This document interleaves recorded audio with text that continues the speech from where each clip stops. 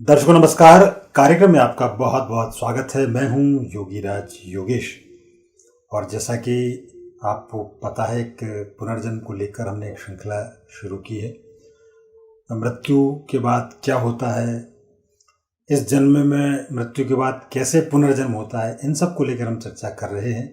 और इसी श्रृंखला के तहत आज हम बातचीत करेंगे कि जब कई बार हम ये देखते हैं कि जब हम इस धरती पर आते हैं तो कई जन्म विकलांग के रूप में कई लोगों का जन्म होता है या ऐसी बीमारियां, लाइलाज बीमारियां लेकर पैदा होते हैं। और भी बहुत सारी ऐसी हैं जो जन्म के बाद ऐसी अनहोनी है जो सुलझ नहीं पाती। तो आखिर इन सब के पीछे राज क्या है भाई? उनका क्या कसूर है कि उनको जिंदगी भर घिसट कर जीवन जीना पड़ रहा है? तो वो इस जन्म में कैसे आते हैं? क्या ये पूर्व जन्म का उनके कुछ फल है, पूर्व जन्म के कुछ कार्य अधूरे हैं, वो हैं? इसको लेकर आज बातचीत करेंगे। इसमें विकलांगता है, बीमारियां हैं और भी कई प्रकार के दोष।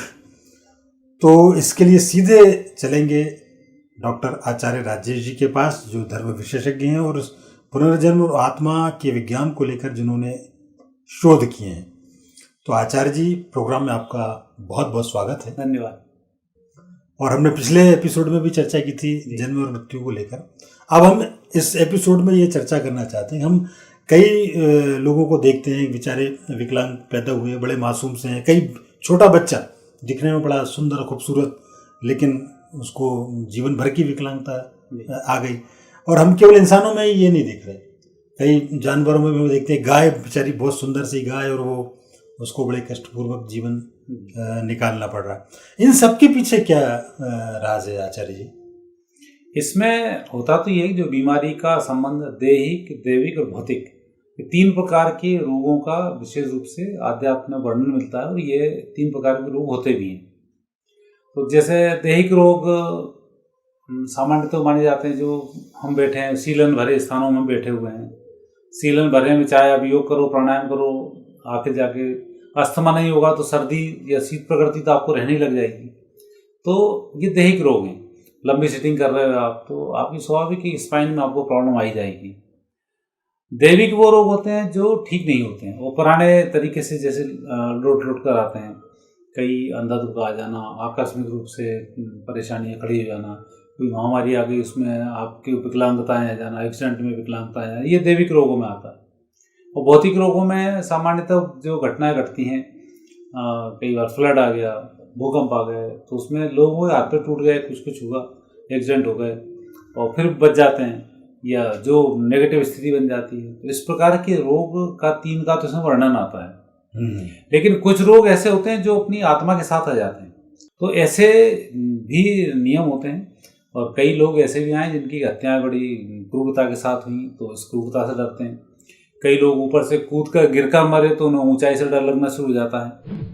और कई लोगों का पानी पीने में भी लोग मरे तो उनको पानी पीने में भी बड़ी कठिनाई होती है, या कोई चीज़ खाने में उनको बड़ी घबराहट होने लग जाती है। तो ये वो संबंध होते हैं जो उनकी आत्मा से संबंधित होते हैं।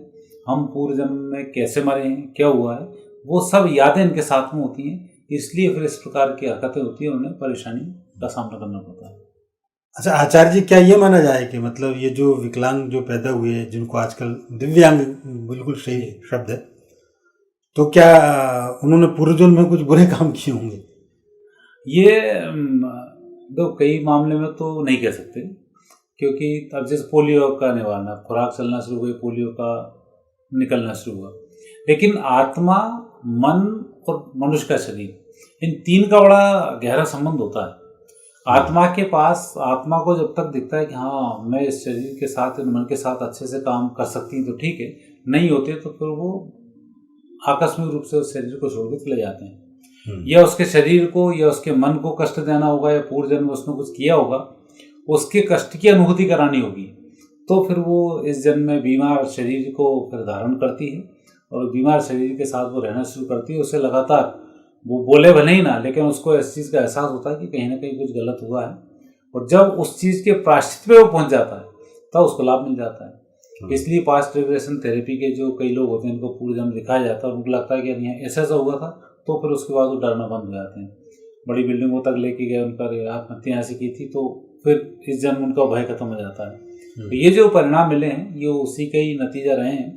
तो इसमें बहुत से तो पाप जनित भी रहे हैं और कुछ परिस्थिति भी ऐसी हुई जिसके कारण कि उनको जन्म लेना पड़ा और परेशानी में आए, और कुछ ऐसी स्थिति ऐसी होती है खुद अपनी हरकतों से विकलांग बन जाते हैं।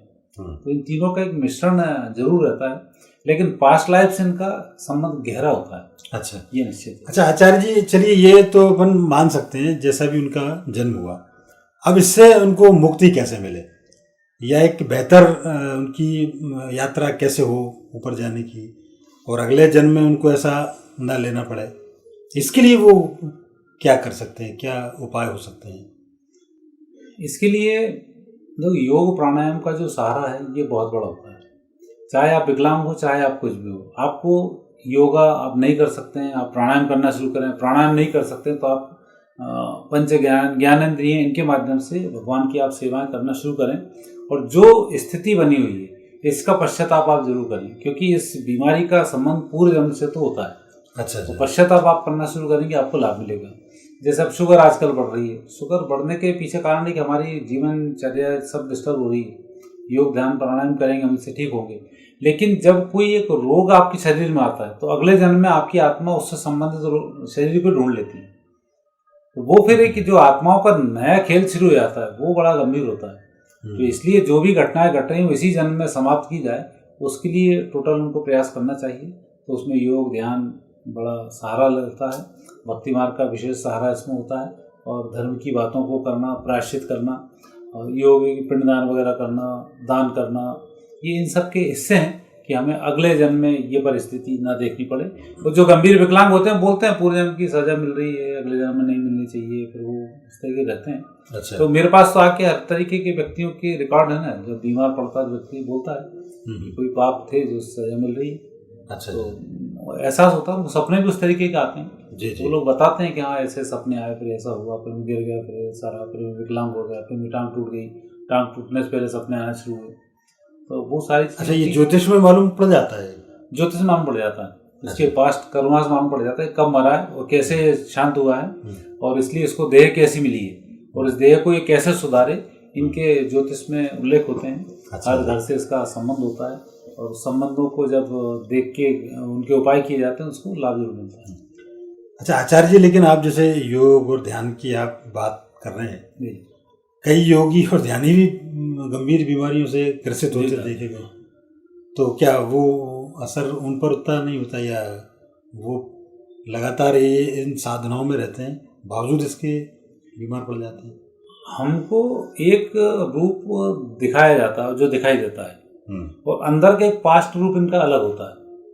तो जो सामने दिखाई देता है, सामने दिख रहा है इनके लिए योग से। अब जैसे एक मैं उदाहरण देता हूँ, योग में अभी कई हीरोइनें हैं जो योग सिखा रही हैं, लेकिन उनके हस्बैंडों के ऊपर, उनके ऊपर गंभीर दुष्कृत्यों के केस चल रहे हैं। अब इन हीरोइनों से यदि आप योग सीखोगे तो आपकी वृत्ति वैसी ही हो जाएगी। तो जैसा योगी होगा जिससे आप योग सीख रहे हो, जैसे टीचर की वृत्ति होगी वैसी वृत्ति शिक्षक बच्चे की हो जाएगी। तो आपको सबसे पहले तो पानी पियो छान के, गुरु करो जान के कहा जाता है, इसलिए कहा जाता है।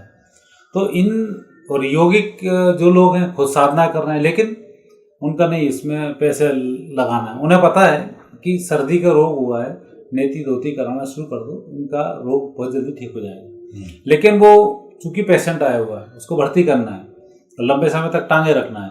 तो इस प्रकार की वृत्तियों से जब जो धन कमाना शुरू कर देते हैं, तो ऐसे जो योगी होते हैं फिर वो उसी सजा को भुगतते हैं जिससे उन्होंने पैसा कमाया। जैसा खाओगे अन्न वैसा होगा मन। तो आपका अन्न जब आपके यहाँ गलत आएगा तो आपका मन वैसे ही होगा, जैसा मन होगा तो मन से रोग उत्पन्न होता है, तो वो फिर रोग इनको उत्पन्न हो जाता है और उसकी चपेट में आ जाते हैं। अच्छा आचार्य जी, कई लोग ऐसा पूर्व जन्म में चले जाते हैं, ऐसा कहा जाता है, ये सब जानने के लिए कि हम विकलांग क्यों पैदा हुए, अंधत्व हम में क्यों आया, तो वो पास की यात्रा करते हैं जी। तो वो जो चीज़ें आती हैं वो वास्तव में कुछ सही होती हैं या केवल वो अपने मन से ही कुछ बोलते रहते हैं जब उस प्रोसेस से वो गुजरते हैं? पास्ट लाइफ थेरेपी में एक मेरे मित्र थे, कर्नल राकेश थे, आर्मी से रिटायर्ड थे वो, अब तो शांत हो गया 2 साल पहले। मैं पास्ट लाइफ मैंने 4-5 लोगों से मेरी पास्ट लाइफ कराई मैंने। 5 लोगों में जाकर सब तरफ के डिफरेंसेस मुझे मिले, लेकिन जो कर्नल राकेश जी ने मेरे को कराया वो पास्ट लाइफ मेरी बिल्कुल परफेक्ट थी, और उससे फिर मुझे जो अंतर्ज्ञान जो मिला था वो एक अलग स्थिति उसमें रही। तो ये तो मान सकते हैं कि पास्ट लाइफ में आप जो देख रहे हैं वो सत्य होता है, लेकिन जो पास्ट लाइफ में लेके व्यक्ति जा रहा है वो क्या कर रहा है इसके ऊपर डिपेंड करता है कि उसकी स्थिति क्या बनती है। तो सबसे पहला तो ये कि जो आपको पास्ट लाइफ में लेके जा रहा है वो व्यक्ति कैसा है, और पास्ट लाइफ में आप क्या करना चाहते हैं, वो सारी चीज़ इसके ऊपर डिपेंड करती हैं, और उस पर फिर जो निर्णय आता है वो सही आता है, लेकिन निर्णय 100% सही होता है। अब ठीक है 2-4 लोगों से गलत हुआ, लेकिन कोई ना कोई आपको अच्छा मिल जाएगा जो आपको वहाँ ले जाएगा। अच्छा आचार्य जी, कई लोग तो पास्ट लाइफ में इसलिए जाना चाहते हैं कि वो जानना चाहते हैं हम क्या थे, हमारी कैसी स्थिति थी और हम आगे क्या होंगे, लेकिन और इससे वो उनको लगता है कि हमको कुछ सब जानकारी मिल जाएगी तो हम ठीक हो जाएंगे, लेकिन कई राज ऐसे उसमें रहस्य घटित हो जाते हैं कि आपका जीना मुश्किल हो जाएगा। वो बुलाया ही इसलिए जाता है ऊपर वाले के द्वारा कि पुराना देखोगे तो फंस जाओगे। इसलिए हमारे यहाँ जो हिंदू फिलॉसफी में सबसे बड़ी विशेषता है कि जब आप आए हो तो आप भगवान के भरोसे रहो, चाहे जो भी आपकी कैसी भी कठिन परिस्थिति आए, भगवान का भरोसे रहने से खड़े। आज हम देखते हैं कोरोना के समय में इतने लोग मारे गए, भारत में भी लोग मरे, लेकिन भारत के जहाँ लोग मरे हैं उनके यहाँ बहुत कम ट्रेजेडी ऐसी है कि जहाँ लोग डिप्रेशन में पहुंचे हो या नेगेटिव पहुंचे हो, लेकिन विदेशों में तो खानदान के खानदान ऐसे हैं कि एक व्यक्ति मरा तो पूरा डिप्रेशन में, तो वहाँ मानसिक रोग भयंकर बढ़ गए। तो भगवान के भरोसे रहने से इन सब जो यात्राएं हम करते हैं इस यात्राओं को करने में आसानी होती है और उसमें हम निकल भी जाते हैं। तो इसलिए इस बात का विशेष ध्यान रखा जाता है कि जब आप रोग से उत्पन्न हुए या कुछ कर रहे हो तो भक्ति मार्ग एक ऐसा मार्ग है जो उन सब चीज़ों से बाहर निकालता है। वो कर्म का सिद्धांत, अच्छे कर्म करना शुरू करें, और जैसा ज्योतिष शास्त्र में कहा जाता है आप ज़्यादा बीमार पड़ रहे हो तो आपको दवाइयों का दान करना चाहिए। अच्छा, औषधियों का दान करने से आपकी बीमारी नहीं आएगी, या कई बार ऐसा लग जाता है कि ये बीमारी आपको आ सकती है तो उससे संबंधित लोगों की आप सहायता करना शुरू कर दें, तो आपका अंतर्मन उस चीज़ को एक्सेप्ट कर लेता है। जब कैंसर के रोगियों में आप जाओगे तो आपका मन उस कैंसर को स्वीकार करने लगेगा, जब स्वीकार करने लगेगा और आप उनकी सेवाएं कर रहे हो तो वो आपके ऊपर नहीं आएगा। तो इस तरीके की घटनाएं रहती हैं। कई बार आचार्य जी हम देखते हैं कि किसी घर या परिवार में बीमारियां खत्म ही नहीं होती। मतलब किस पिताजी को हो गई, फिर माताजी को हो गई, फिर बच्चों को हो गई, शादी की बहुओं को हो गई, मतलब एक लगातार एक सिलसिला चलता रहता है। तो उसकी क्या रेमेडीज हो सकती है?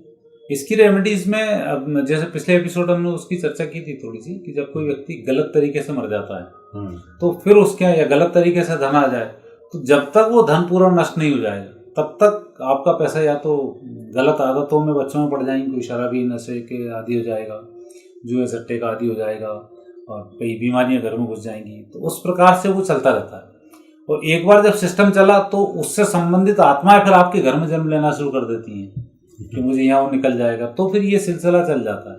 अच्छा। और इसी सिलसिले को समाप्त करने के लिए हमारे यहाँ दान का, पिंडदान का, इनका विशेष महत्व होता है। हर चीज़ के दान का एक अलग अलग विधान अपने होता है, तो उन विधानों को इसमें किया जाता है और निश्चित रूप से उसमें लाभ मिलता है। ये तो हम प्रत्यक्षदर्शी हैं, तो देखते भी हैं, लोगों को बताते भी हैं, लोगों को लाभ भी मिलता है।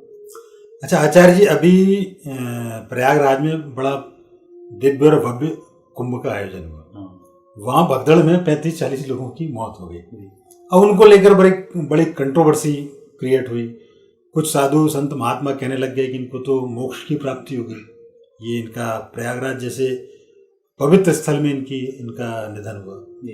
और कुछ लोग कह रहे हैं कि ऐसे कोई भगदड़ में मरने से क्या मोक्ष की प्राप्ति होती है, ऐसे तो हर आदमी जाके वहाँ मरना चाहेगा।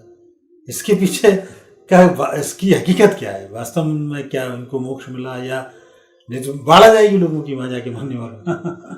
नहीं, पहले तो कई लोग कूद ही जाते थे उसमें, गंगा में कूद जाते, जीते जी और कर लेते, तो लेकिन ये सब सुसाइड अटेम्प्ट में ही आते हैं। अच्छा। आप जहाँ जा रहे हो वहाँ आपकी एक तो सजगता आपकी बहुत जरूरी है। ये सजग नहीं और आप मारे गए तो आपका अगला जन्म फिर उस नेगेटिव स्थिति में होगा। आप अगले जन्म में आप भीड़ से डरने लग जाओगे।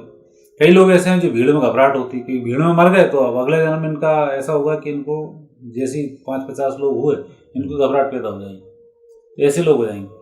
अच्छा, कई लोग ऐसे होते हैं कि जिनका कि मोक्ष ही होना होता है, तो वो भी उनका गलत नहीं है कि वहाँ गए और ऐसी जगह में आप शांत हुए तो आपको मोक्ष की प्राप्ति हुई। कई आत्माएं ऐसी होती हैं जो चाय पी के आए और बैठे और बढ़िया रहे तो शरीर छोड़ के चली गई। तो उस आत्मा के ऊपर डिपेंड करता है वो अपने को कैसे यहाँ से हटा के दूसरे जगह ले जाना चाहती है, और गलत तरीके से कहीं उसको बाहर निकलना पड़ा तो फिर वो जन्म जन्मांतर का सिद्धांत होता है और उसको फिर भोगना पड़ता है। अच्छा आचार्य जी, लेकिन कई बार ये भी होता है, हमने भी देखा कि जैसे आपने 2-3 उदाहरण आपने बताया कि कई लोग आए मंदिर में दर्शन किए और शांत हो गए, और अभी तो ऐसी मौतों को लेकर कई लगातार घटनाएं सामने आ रही हैं। दूल्हा घोड़े पे बैठा और दरवाजे पे आया और मर गया, लड़की डांस कर रही है और डांस करते करते मर गई। ऐसी मौतों को क्या ये मतलब बहुत बढ़िया या मोक्ष को प्राप्त हो गए, ये इनको क्या क्या कहेंगे? ये लगातार मामले ऐसे बढ़ रहे हैं। इन मौतों में भी शरीर का देखो, एक तो चेकअप कराते रहना चाहिए। आज हम जो गलत खान पान कर रहे हैं, उस गलत खान पान के कारण भी ऐसी स्थिति बन रही है कि आपको हार्ट की बीमारी हो गई, आपको पता ही नहीं पड़ रहा है। क्योंकि आप युवा रहते हैं तो आप उन चीज़ों को झेल जाते हैं, लेकिन सब कुछ ठीक ठाक है और उसके बाद यदि आप चले गए तो फिर आप मान सकते हैं कि आपके उतना ही समय बचा था और आपने आनंद के साथ उस समय को गुजारा और वहाँ से आप विदा हो गए। तो एक स्थिति तो ये भी है, और दूसरी स्थिति इसमें यह बनती है कि यदि आपका कोई स्वास्थ्य के प्रति आप सचेत नहीं रहे और फिर आपकी डेथ हो गई तो आने वाले जन्म में फिर आपको परेशानी खड़ी होगी।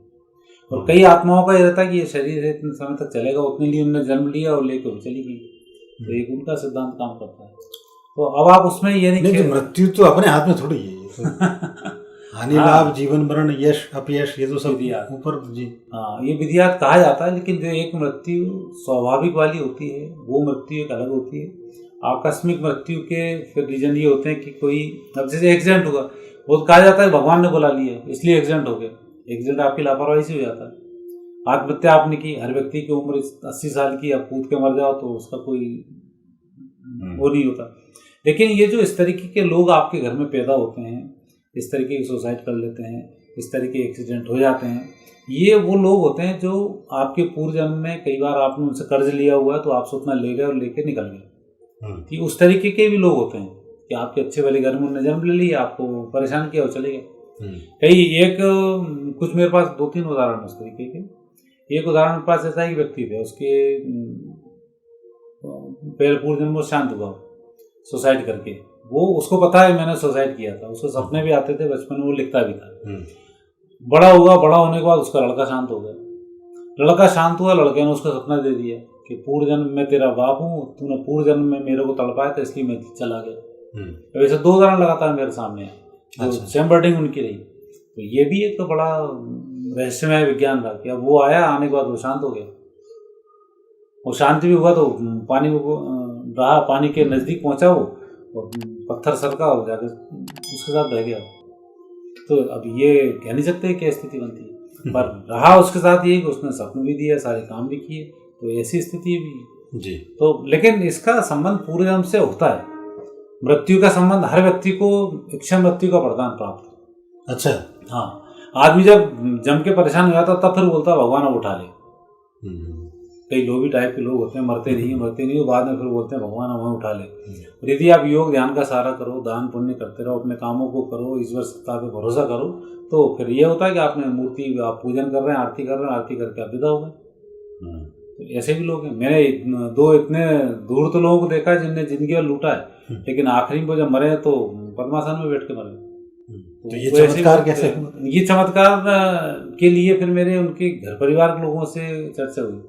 तो परिवार के लोग बताते हैं ठीक है ठगते वगते जरूर थे, लेकिन जब मरते गए तो इनके पास कुछ भी नहीं था, ये सब दान करने लग गए।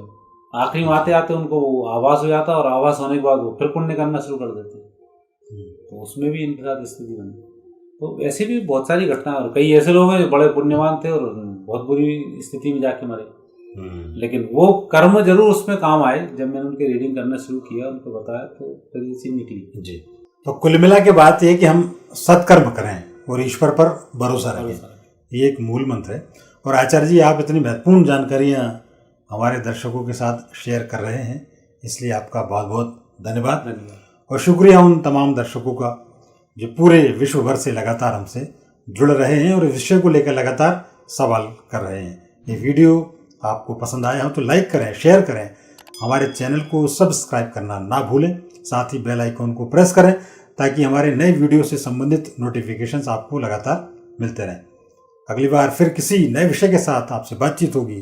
तब तक के लिए आज्ञा दीजिए। नमस्कार।